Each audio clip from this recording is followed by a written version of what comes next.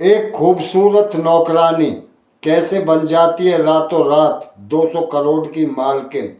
दोस्तों, ऐसा क्या हुआ इस घटना में? इस घटना की पूरी सच्चाई जानने के लिए आप हमारा वीडियो अंत तक जरूर देखिएगा। स्वागत है आपका हमारे चैनल क्राइम स्टोरी इंडिया पर रवि फोगाट के साथ। दोस्तों, यह घटना उत्तर प्रदेश के गाजियाबाद के मुरादनगर की घटना है, जहां पर क्या होता है, एक परिवार, जो परिवार काफी अमीर था और कम से कम 200-300 करोड़ का मालिक था, जिसके शहर में कॉलेज, कंपनी, फार्म हाउस, बड़ी बड़ी कोठियां, इस प्रकार इस परिवार में कोई कमी नहीं थी। इस परिवार में पति, पत्नी और दो बेटे और एक बेटी। बेटी की शादी हो गई थी और एक बेटा इनमें दिमागी तौर से परेशान था या कमजोर था, और एक बेटा सही था। और पति पत्नी, पूरा परिवार काफी संपन्न था, घर में कोई दिक्कत नहीं थी। बेटी की 2022 में शादी कर दी जाती है, लेकिन समय निकलता रहता है। इसके साथ क्या होता है, इनका एक बेटा जिसकी सड़क हादसे में मौत हो जाती है, और इस परिवार पर दुखों का पहाड़ टूट जाता है, क्योंकि जो बेटा सही था उसकी सड़क हादसे में मौत हो गई, और एक बेटा जो मानसिक रूप से परेशान था वो बच जाता है, और बेटी की शादी हो गई थी। ये परिवार बिल्कुल गम में डूब जाता है, और इसी गम में इस बेटे के पिता की भी मौत हो जाती है, क्योंकि वो अपनी बेटे की मौत का सदमा बर्दाश्त नहीं कर पाता। कुछ दिन बाद इस परिवार के मुखिया की भी मौत हो जाती है। इसके बाद इस परिवार में इस मुखिया की पत्नी, जिसका नाम सुधा होता है, और एक बेटा जो मानसिक रूप से परेशान होता है, और एक जो बेटी उसकी शादी हो ही गई। बस ये तीन लोग ही परिवार में बचते हैं। इसके बाद ये बिल्कुल अपने आप को तन्हा और बहुत ही लाचार महसूस करने लगते हैं। इनके पास पैसे की, प्रॉपर्टी की कोई कमी नहीं थी, लेकिन परिवार बिल्कुल इनका बेटे की मौत और पति की मौत के बाद ये महिला सुधा बिल्कुल टूट चुकी थी। और धीरे धीरे समय निकलता रहता है। इसी के साथ जो ये सुधा थी, इसको भी कैंसर हो जाता है, और कैंसर की जब जांच की जाती है तो लास्ट स्टेज का कैंसर होता है। डॉक्टर भी बोल देते हैं कि आपकी बस अब कुछ ही दिनों की आपकी ज़िंदगी है। हम कोशिश करते हैं अगर आपको बचा लिया गया तो आपके लिए बहुत अच्छा होगा। इसके बाद ये महिला और टेंशन में रहती है, क्योंकि परिवार में कोई बचा नहीं, ना कोई सेवा करने वाला था। खुद को कैंसर हो गया, बेटा मानसिक रूप से परेशान था, बेटी की शादी हो गई, एक बेटे की मौत हो गई और पति की भी मौत हो गई। इसके बाद ये महिला परेशान रहती है। तभी इनका एक जानकार, इनके पास काम करने वाला, सोनीपत हरियाणा का रहने वाला एक व्यक्ति बोलता है, मालकिन जी, अगर आप कहो तो मैं आपकी सेवा के लिए एक नौकरानी ले आऊं, जो बिल्कुल आपकी सेवा परिवार की तरह करेगी। वो बोल देती है, ठीक है, तो घर में नौकर तो काफ़ी हैं, लेकिन इस मतलब का कोई भी नौकर नहीं है जिस पर हम भरोसा कर सके। तुम उस नौकरानी को मुझसे मिलाओ, मैं उससे बात करूंगी। तभी ये हरियाणा का रहने वाला, जिसकी रिश्ते में वो भांजी लगती है, लेकिन वो इस परिवार को बताता नहीं है कि ये मेरी भांजी है, वो इसको कोई और इंट्रोडक्शन से मिलाता है। इसके बाद वो महिला सुधा इस नौकरानी का भाव देखकर इसको अपने पास रख लेती है, क्योंकि ये साफ सुथरी, बहुत खूबसूरत थी, और एक दो दिन की ट्रेनिंग ली जाती है कि ये कैसा काम करती है, तो अपने काम में परफेक्ट उतरती है, सबकी काफ़ी सेवा करती है, और इस सुधा को ये नौकरानी पसंद आ जाती है। समय धीरे धीरे निकलता रहता। तभी एक दिन सुधा की ज़्यादा तबीयत खराब हो जाती है, उसे हॉस्पिटल में एडमिट कराया जाता है।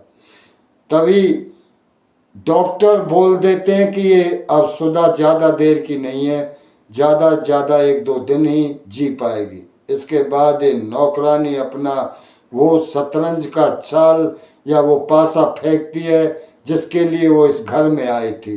वो बोलती है कि अगर मालकिन जी आप बोलो तो मैं आपके बेटे से शादी कर लूँ। तभी वो महिला बिल्कुल खुश हो जाती है, क्योंकि उसके पास ज़्यादा समय नहीं था, और उसके बेटे से कोई शादी भी नहीं करना चाहता था, क्योंकि वो ज़्यादा ही मानसिक रूप से परेशान था, उसे बिल्कुल अपना कोई ध्यान नहीं होता था। लेकिन ये महिला, ये नौकरानी उससे शादी के लिए बोल रही है, तो ये बहुत बड़ी बात है। तभी ये सुधा उधर ही अस्पताल के हॉस्पिटल के रूम में 2 माला मंगाती है और ये अपने बेटे से अपनी उस नौकरानी जिसका नाम प्रीति होता है उससे शादी करा देती है और 1-2 दिन बाद सुधा की मौत हो जाती है। अब परिवार में कोई नहीं बचा। ये नौकरानी इस घर की मालकिन बन चुकी थी और बेटा मानसिक रूप से परेशान था। तभी सुधा की मौत के बाद इसकी बेटी भी घर शोक के लिए आती है, तो वो देखती है कि परिवार में ये औरत कौन है जिसके माथे पर सिंदूर लगा है और हाथों में कंगन चूड़ियां, बिल्कुल जैसे शादी नहीं हुई शादी की कोई दुल्हन हो। तभी वो घर के और नौकरों से पूछताछ करते हैं तो वो सामने आता है कि इसने तो इस जो छोटा बेटा होता है शुभम, जो मानसिक रूप से परेशान था, उसका नाम लेते हैं कि इसने तो शुभम से शादी कर ली। लेकिन इस घर की बेटी को ही नहीं पता था कि इसकी शादी शुभम से कब हो गई। तो उसे सारा वाक्य नौकर बताते हैं कि जिस दिन मम्मी की तबीयत खराब हुई थी सुधा मैम साहब की, उसी दिन हॉस्पिटल में मैडम के सामने ही इन दोनों ने शादी कर ली और वहाँ के 1-2 फोटो भी प्रूफ के तौर पर इस लड़की को दिखाए। तभी वो लड़की बोलती है ठीक है कोई बात नहीं, शादी कर ली तो अच्छी बात है। लेकिन जब वो देखती है कि इस प्रीति के साथ 2-3 महिला और भी हैं तो इसको कुछ अच्छा नहीं लगता और वो बोलती है कि तुम इधर सब क्या कर रही हो, ये तो चलो इस घर की बहू बन गई, लेकिन तुम लोग इस घर में अब क्या कर रही हो, तुम अपने अपने घर जाओ। इसी बात के बीच उन सब में लड़ाई हो जाती है। प्रीति अपने इस नंद, जो रिश्ते में नंद लगते से मना करती है, कहीं नहीं जाएंगी, ये यही रहेंगे। तभी इन दोनों में लड़ाई इस कदर बढ़ जाती है कि इनकी जो परिवार की लड़की होती है पुलिस कमिश्नर के पास जाती है और पुलिस कमिश्नर को शिकायत देती है कि मेरे भाई की जान को खतरा है। मेरे भाई की जान के इसलिए खतरा है क्योंकि एक लड़की उसकी जबरदस्ती पत्नी बनी हुई है और उसके साथ 2-3 महिला भी है।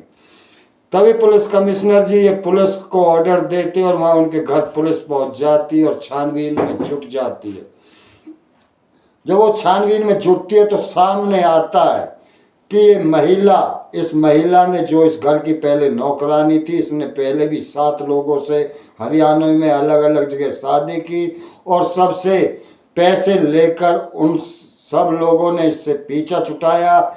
इसका सिर्फ यही खेल है, यही इसका असली निजी जिंदगी का यही राज है कि ये शादी करती है, छोड़ती है और पैसा ठग के ले जाती है। इसके बाद उसका राज खुल जाता है और जिस व्यक्ति हरियाणा के रहने वाले ने इस लड़की को इस घर में नौकरानी रखा वो भी इस साजिश में पूरा शामिल होता, क्योंकि उस व्यक्ति की ये महिला खास भांजी थी और ये इसी मकसद से इस घर में लेकर आया कि तुम उससे शादी कर लेना। पूरा फिल्मी प्लान था कि तुम इस पागल से शादी करना और सारी प्रॉपर्टी तुम्हारी हो जाएगी, बाद में हम सब मिलकर बांट लेंगे।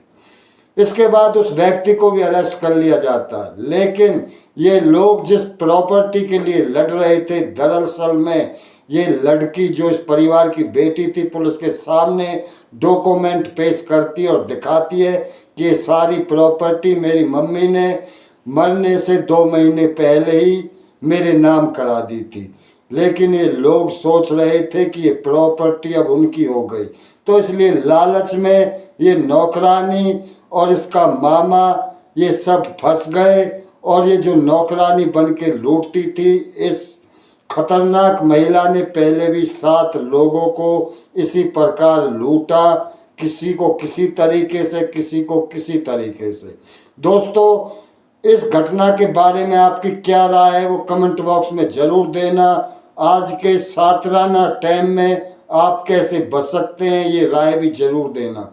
दोस्तों, ऐसी वीडियो सुनाकर हमारा मकसद आपको परेशान करना नहीं, हमारा मकसद आपको सावधान करना, अलर्ट करना है, ताकि आप ऐसी घटनाओं से बच सकें और सावधान रह सकें। दोस्तों, अगर आपको हमारी वीडियो अच्छी लगे इन्हें शेयर किया करें, चैनल को सब्सक्राइब करें। कल हम एक सच्ची घटना के साथ फिर आएंगे। जब तक के लिए जय हिंद, जय भारत।